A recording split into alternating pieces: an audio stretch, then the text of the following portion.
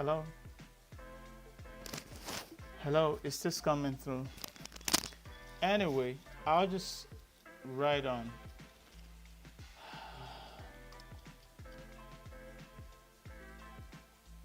Hello? Hello? Hello? Hello? Okay, so today this is um, a test session for this color grading. I'm going to be doing this more frequently. So thank you immeasurably for as many who can see me do this right now. So, so basically what I have here is a shoot that I had recently with my client and a friend. So basically, we went out and on an evening, and we were able to do this particular shoot. This thing is distracting me. I'll just take it off. So I might not be able to actually go through my settings for the particular image because what I found out on the internet or on YouTube is that a lot of people go for high-end shots from high-end cameras like Arri, Alexa, and Red cameras. So those are the kinds of examples I see whenever I look at a lot of these color graders or colorists on YouTube. So I decided I'm going to be shooting my videos and do my practice with my own videos as opposed to going online to look for any random clip to use for my color grading practice and all that. So here I am with this particular shot. It was shot in C-Log 3 Canon, of course. Then if I come here in DaVinci Resolve, if you look at the settings here, if you want, you can screenshot this. This is the settings that I have, for my project settings.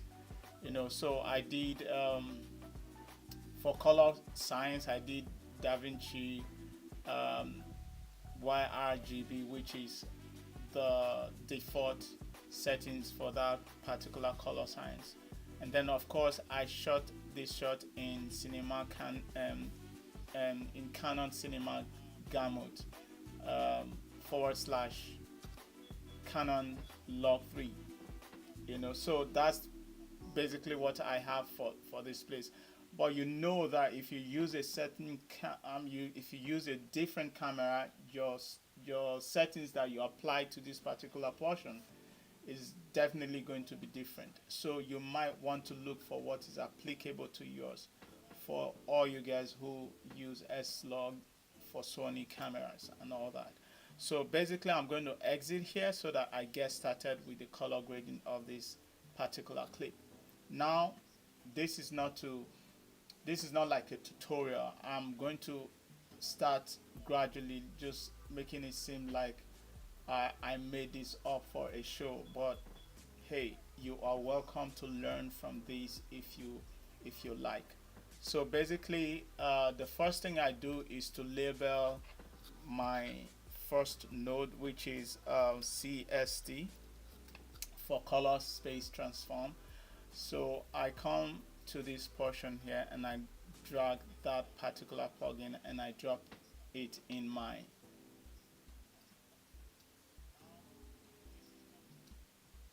node. So basically I'll just come here and let me turn this off. So I'll come here and then I'll start putting the settings like I did a while ago. I shot this thing in Canon Cinema Gamut, and then I come here, I go to C-Log 3. As you can see, the image is already transforming. I'll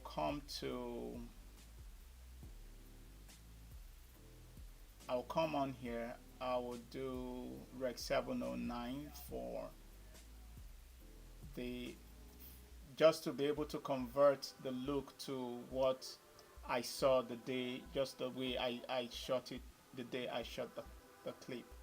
And then I'll come here. This is where I'm going to work differently a little bit, you know. Instead of coming to C log, instead of coming to Rec 709A, which is what I normally would have done, supposing I wasn't using a log profile, you know. But I'm not going to do that. I'm just going to come back to this output gamma and then go for uh, I'm going to go for right here. I'm going to go for neon film look.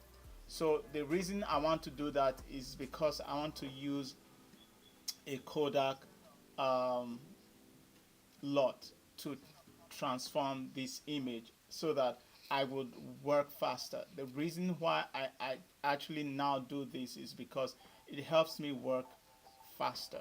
And if you know anything about production and color grading, you want to be on time, you know, with whatever project you're working on so that you can move on to the next thing. So basically, I will come to lot right here to the top of the page, and then I'll go to the very last one, which is called Rec 709 Kodak 20 Codec 2383 D65, and I'll take that and I'll drop it in my node right here. So I'll call this one lot.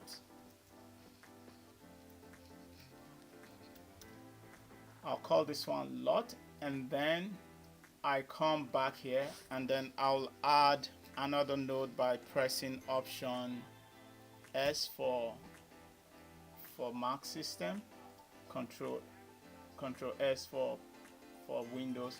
So I'm going to call this node exposure.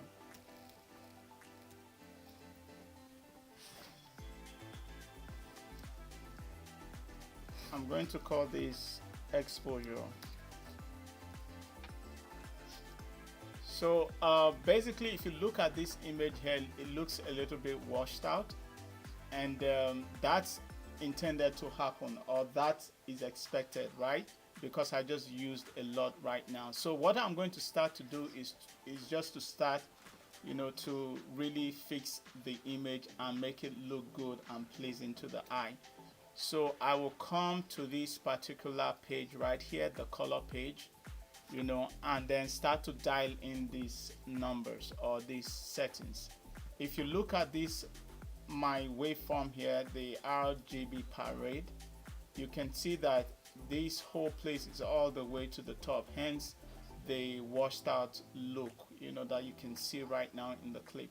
So I'm just going to tone down on my image right here.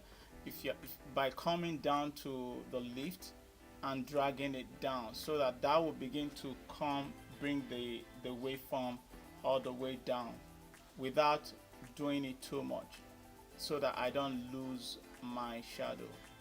So I'll come to gain here and drag it down, you know, you ever so slightly. You want to be very careful the way you do that, you know. And then I'll pull this back up a little bit.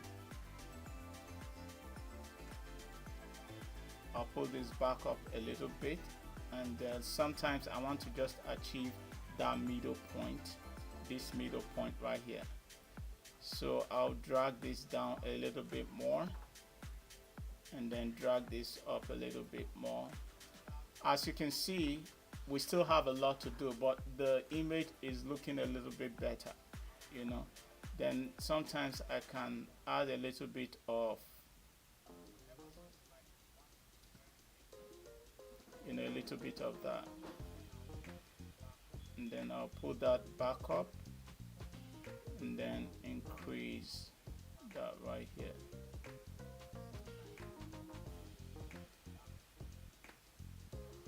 So haven't done that, I'm going to add another node here. The way it's looking right now is still not there yet. We're still a little bit too exposed, so I might still come back to exposure and then bring it a little further down.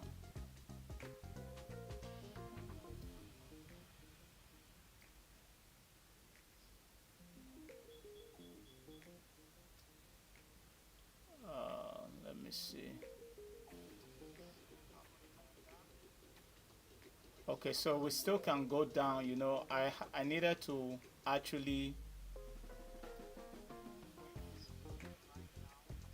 open my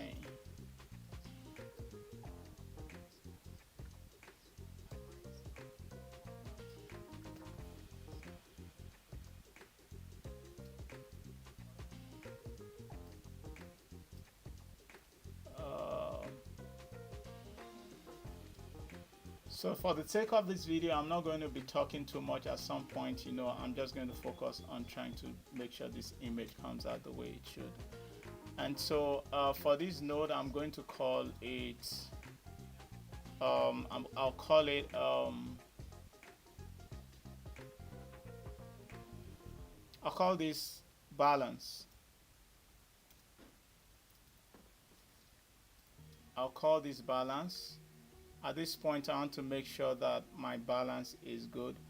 If you look at the waveform right here, the RGB parade, you realize that it seemed like the red in here is still plenty. It's still a lot of red on my image. So I'll highlight the balance and then come to tint here and just take it a little bit to, let me reset that to the negative axis, just a little, so that I knock down that red a little bit, not too much. I shouldn't do that too much.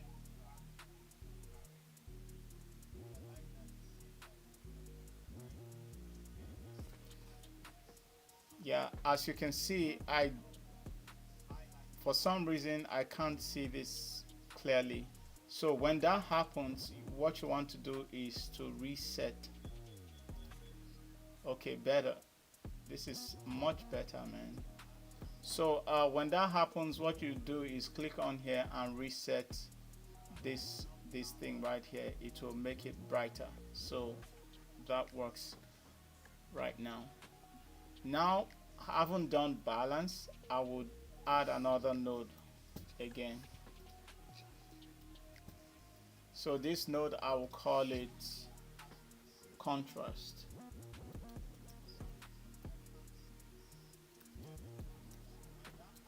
I'll call this contrast. And then I would give the contrast a nice curve, S curve. We have to be careful with this one too. So basically, a lot of times what I try to do is I make sure that you see the top here, looking at my waveform, RGB parade, of course. I make sure this top doesn't hit the roof, because if it hits the roof, what happens is that I begin to lose details, you know, in my highlights, and then if it hits the bottom, I begin to lose details in my shadows. So I try as much as possible to keep it in the middle and keep it as natural as I possibly can.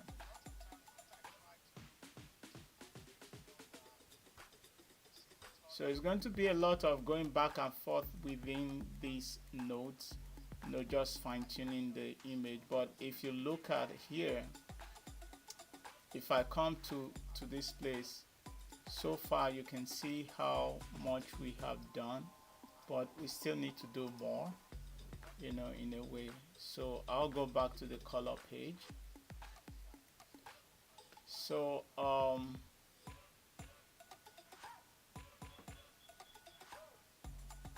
There's a lot of light in my face and I'm almost getting blinded by the light. It's too bright. So I come back to exposure and see what I can do, going back to the color page here and then increasing the brightness a little bit. As you can see the face right here, it's looking better. You know, it's the image is really coming out of that rough, dusty and ashy looking thing, you know.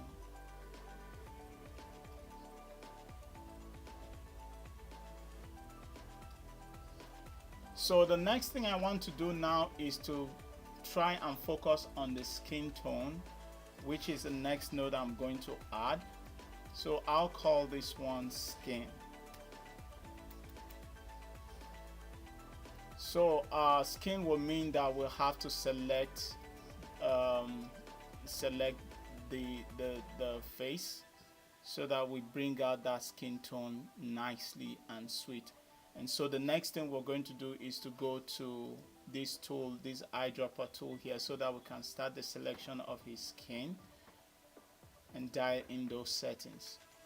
Now with the skin selection, you have to be very patient. I spend the most time in color grading on trying to select the skin. I wish it was very easy. Sometimes it comes in very easy where you just touch it with the eyedropper tool and boom, it selects the skin quite neatly, but some other times it's a pain, you know, so you want to be very patient with that process.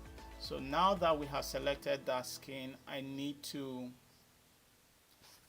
press my Shift H here to bring out this thing, and then this is what I do. I'm going to be quiet a little bit so that I can patiently dial in this thing and select the skin. I move the sliders first. I move the slider around first to make sure that the background is not selected. Only the skin is what I want to select.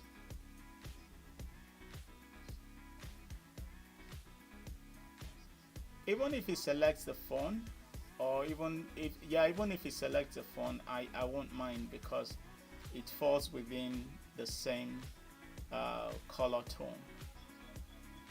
And then I will start pushing these numbers around. They are the ones that will help me really fine-tune this selection of the skin.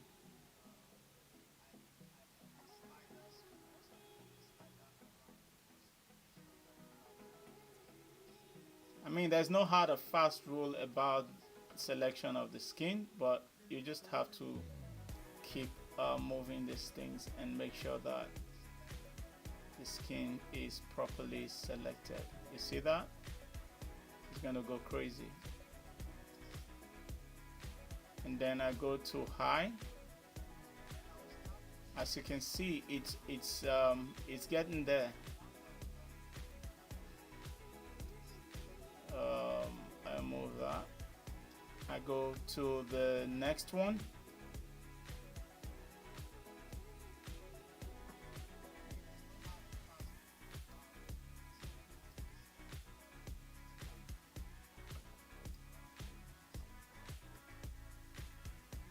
So the face is all I need.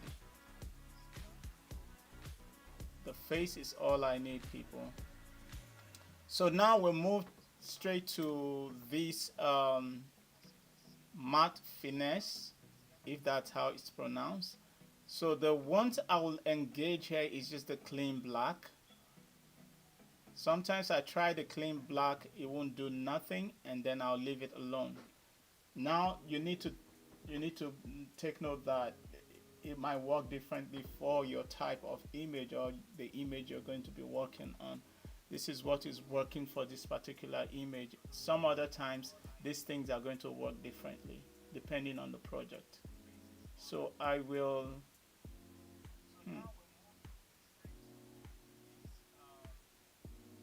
I'll pull this up Then I'll go to the blur just a little bit. I never get the blur more than 10 on the slider. I hope I have gotten a decent selection at least. Let me see the black. Let me work it up a little bit.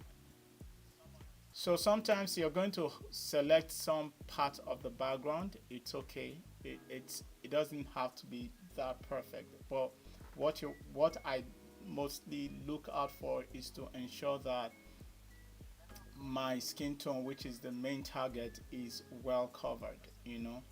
So others would just be corrected with all these other things like noise reduction or the noise. So the noise, I try not to do that too much too. And then sometimes I even come back here and I take the plus tool. You see how that happened? And then I want to undo that because that's too much. That's way too much. So I still want to come here. Still want to come here and touch that a little bit. Nope.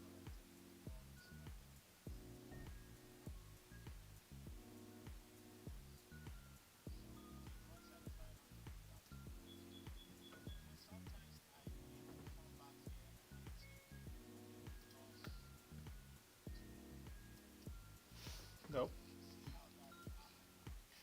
Like I said, it takes time to do this, man. So now I think I'm pretty satisfied with that. So I'll just now come to here and turn on Virtuoscope. Virtuoscope is what we need for our skin tone. So if this line is not already on, you want to come on here. You want to come here and turn it on, show skin tone line. So that's where our skin tone is supposed to fall on. But before I do that, I will have to add one more node here. This node, I'm going to call it, I'm going to call this node saturation. I'll give it a little boost of saturation.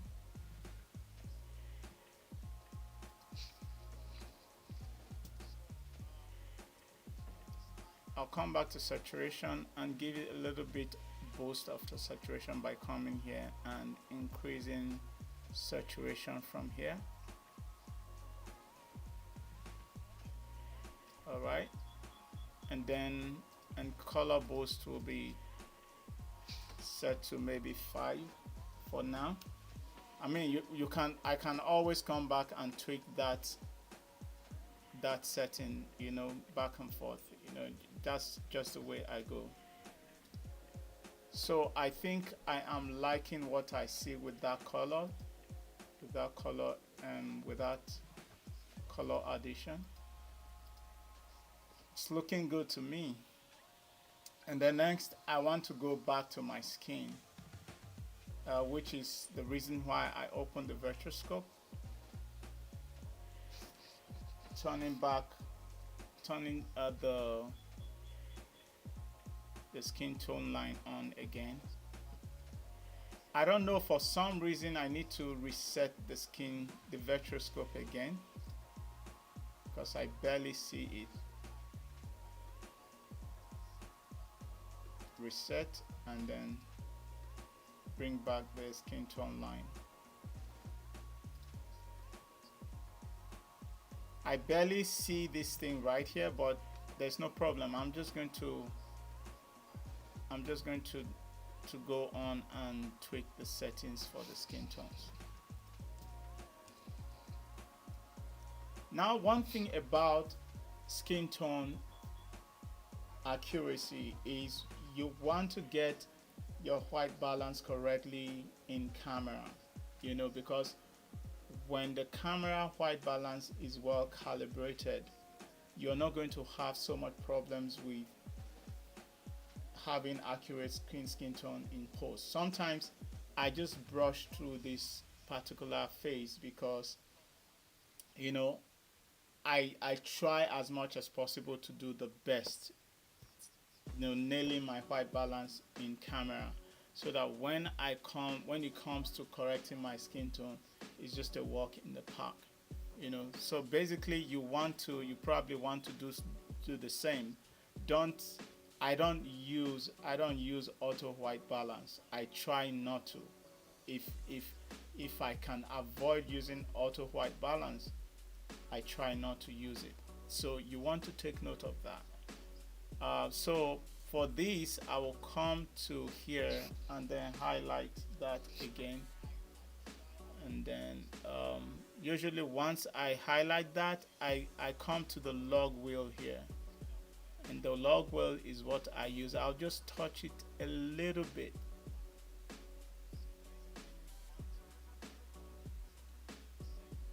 A little bit. Just a little bit. The only thing I want to do is to come to the mid-tone right here, the mid-tone wheel, and push that along the line of the skin tone, which is red. I'm not sure why this double line is here. The one on the line is the skin tone. I'm sure it's speaking from the grass. It's speaking that yellow from the grass. So I'm not scared of that. So I'm fine. Once this other one is within the skin tone line, I'm good. So basically, when I turn this off, you can see the image is looking good already, even though it looks a little bit if I highlight it right here, you can already see, but this is good. What I want to do now is to make sure that I reduce all this thing happening around here, so that the focus will be on him. And the way I achieve that is using something called vignette, but I'm not going to do it the way I normally see it done. I am just going to try as much as possible to finesse it.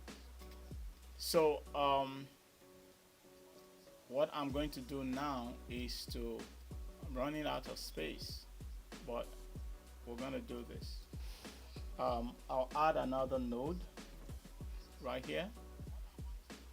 So this node is going to take care of my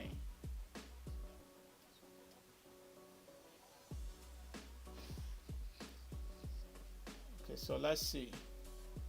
I think that node, I want to add it.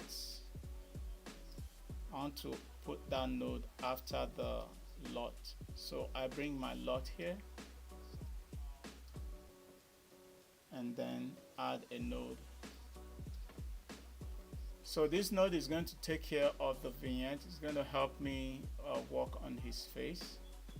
I see people do this, right?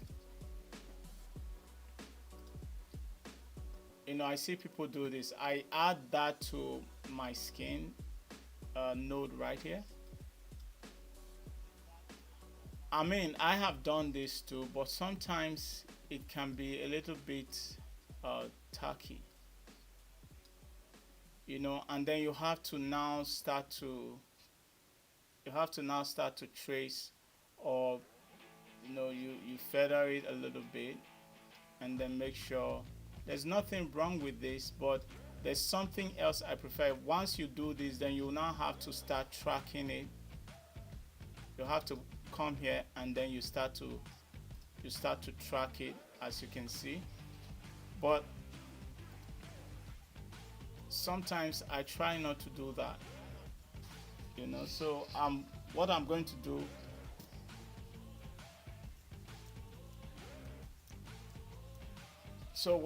do, is, instead of doing that, I'll come here and then add a vignette around it by coming to this particular tool again, and just the aim and purpose of this is to reduce all these side attraction.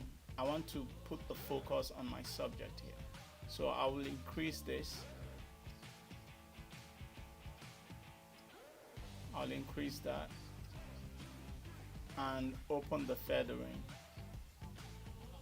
Maybe that's too big.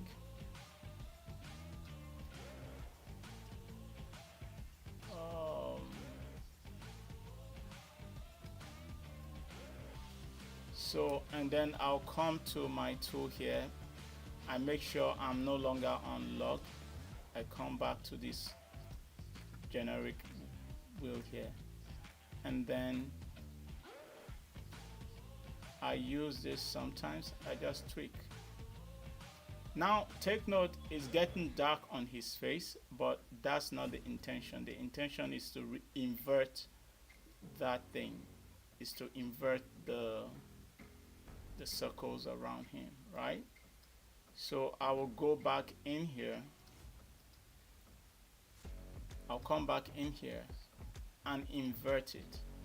So the darkening is going to be around this, all this place here, and I'll shift this like that, and I'll open it more.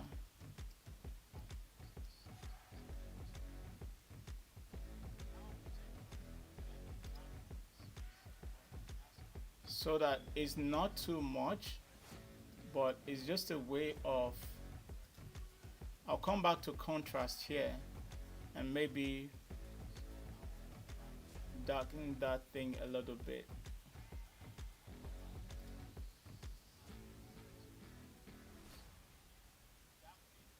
Maybe a little bit more contrast. Nope, I did something wrong.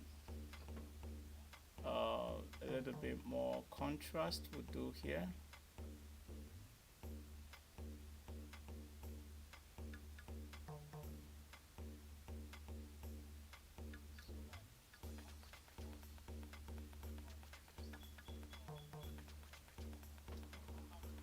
I mean, not looking bad. So now the reason I did this is to make sure I don't want to do that, putting mask over his face and then, you know, now having to track it, because I see that done a lot, but sometimes it just doesn't work for me. Maybe I really don't, I'm not used to it yet, you know. So but this is a safe place for me to a safe route for me to take, because if I do this, then I don't have to reduce my color grading to that particular portion on his face. So, and usually when I do it, I realize that the hair grabs some of the color grading, and which I really don't like. You know, it starts to look very muddy on the dark side of the image. So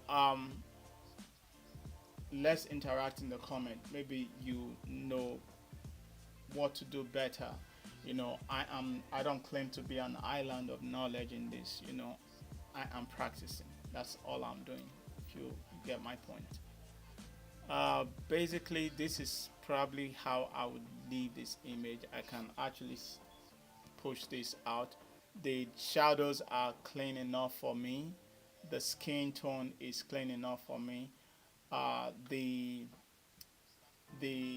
attention on the side attraction has reduced drastically. The image, it's already looking good. I know that I can push these colors even further, but I think sometimes less is just better. I don't like to overdo things, you know, or at least I'm trying not to overdo things. So if we look at the before and after here, it's come a long way from where it was, or from where I started, you know. So basically this is how I want to color grade, you know, and I want to keep getting better, you know. So this is what I stopped by to share with you. If what I did here today resonates with you, or if you like what I did here, if you think you gained some value from here, please subscribe to this channel and like, and you can share if you want, and on to the next one until another day. I might come up again tomorrow because I want to see if I can do this more frequently, Maybe I will do every other day for now, and then gradually increase the frequency with which I'll come live. This is Sam. Remember, the best time to create is now. For the people who hung with me live, I am so grateful. Um, Renegade, I am so thankful you stood through all the all the things I went through trying to, do my first time live. Thank you so much, man. I appreciate. Um, Adam, is that Adam? Adam, thank you. Thank you so much. You can actually rewatch it. It's very simple and easy to follow.